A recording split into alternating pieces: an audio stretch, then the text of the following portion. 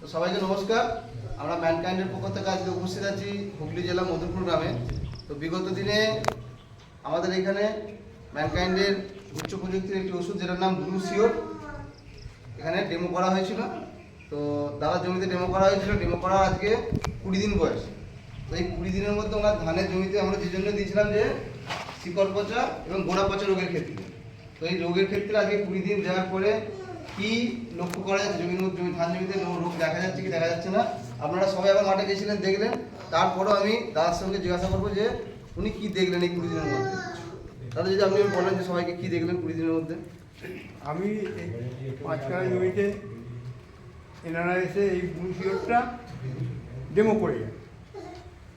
Demo করার পর গাছটা দেখছি গ্রোথ খুব ভালোই হয়েছে।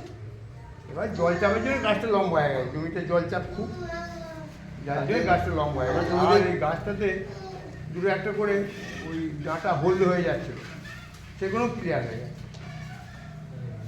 এইটা দেখে আমি ও মাঠে 2.5 বিঘে জমিতে 500 দিই, ওই ওপর জমি দুটো, ও তো ওই রকম হচ্ছিল। ওগুলো দেখছি ক্লিয়ার হয়ে গেছে। আর ধানের শেকড়ও খুব ছেড়েছে, ধান আর ঝাঁক টেনে তোলা যায় দুবাজি ধানের ভালো ফলন ভালো, ভালো। হ্যাঁ গোড়ো ভালো হয়েছে, লম্বাটা কম হয়েছে একটু।